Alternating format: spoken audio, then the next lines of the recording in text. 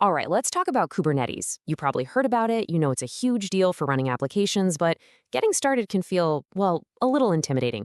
If you've ever wanted to jump in but didn't know where to begin, you are in exactly the right place. We're going to break down those very first steps together. And this, right here, is the thing that gets everyone stuck at the beginning. You read about these massive systems spread across tons of servers, and you're just sitting there with your laptop. It feels like you're being asked to conduct a full orchestra when you've only got one violin. So how in the world do you bridge that gap? Well, here's the challenge. Real production-grade Kubernetes is a beast. I mean, it's designed for massive scale and complexity that, frankly, you just don't need when you're just trying to figure out what a pod even is. And this really lays it all out. On one side, you have production Kubernetes. We're talking multiple machines, master nodes, worker nodes, actual costs on a cloud provider, and some seriously complex networking. On the other side, you've got Minikube. It squishes all of that down to run on your one machine for zero cost with a super simple setup. For learning, it's really a no-brainer. So that brings us to the hero of our story today, Minikube. The best way to think about it is as your own personal, portable Kubernetes cluster. It's your local orchestra that lives right on your laptop. I love this analogy because it's just so perfect. With Minikube, you're not learning some light version. You're still working with all the core concepts. You're telling the control plane, the brain, what to do. You're managing pods where your apps run. You're using services to let them talk to each other. You're still the conductor. You're just doing it in a safe practice room instead of a giant concert hall.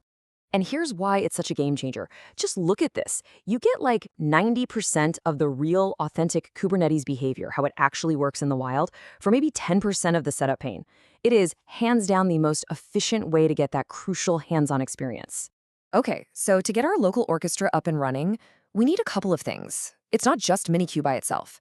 We need a way to talk to it, and we need a place for it to, well, to live. First up is Kube Control. Think of this as your steering wheel. Now, it's really important to get this straight. Kube Control is not Kubernetes. It's the command line tool you use to send instructions to the Kubernetes API. If Kubernetes is the car's engine, Kube Control is how you steer it. Next, Minikube can't just run in thin air, right? It needs a place to exist. This is called a driver. For our purposes, we're going to use Docker. And the analogy here is great. Docker provides the room, and all the Kubernetes components, the API server, the scheduler, all of it, are the people inside that room. Minikube just uses that isolated space to build your cluster.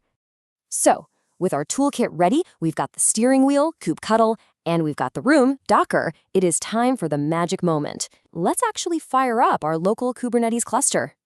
And believe it or not, this is it. This one single command kicks the whole thing off. Minikube start -driver equals Docker.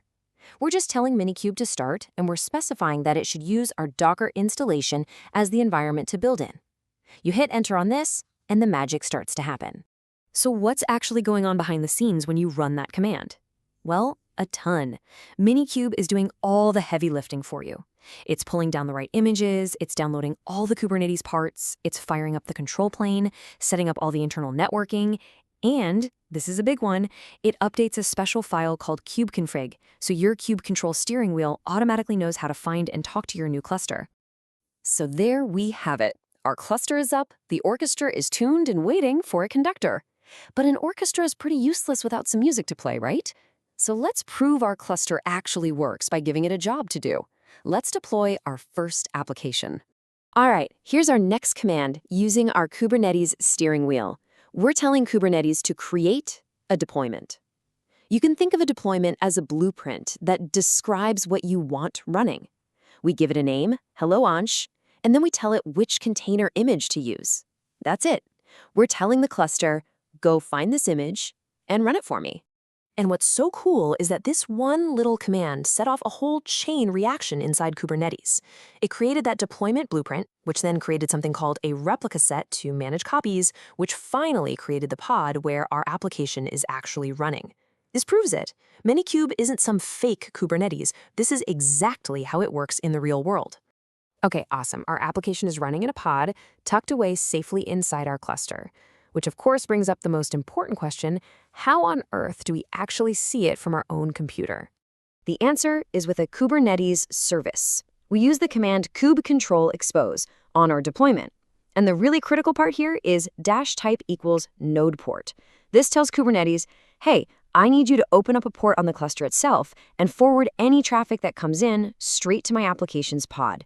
It's basically how we punch a small, controlled hole from the outside world into our private little cluster.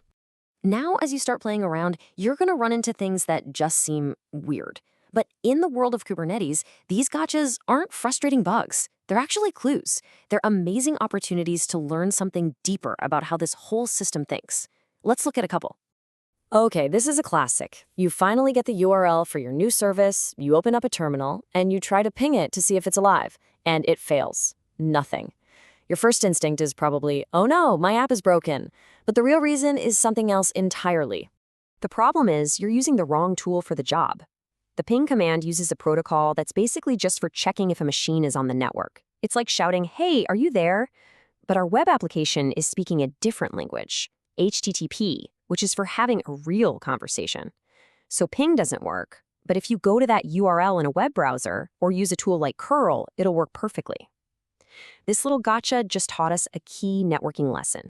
Here's another thing you'll see all the time. You delete something and a pod gets stuck in a terminating state for like 30 seconds. This isn't a bug, it's a core design philosophy of Kubernetes. It always tries to shut things down gracefully. It gives your app time to finish what it's doing, save its data, and clean up before it pulls the plug. It's a feature, not a bug. So let's just zoom out for a second and see how far we've come. We went from 0 to having a fully functional Kubernetes cluster and a deployed application all running right here on our own machine. We've officially built our launchpad. And this table just wraps it all up so nicely. You've got Kubernetes, the powerful engine.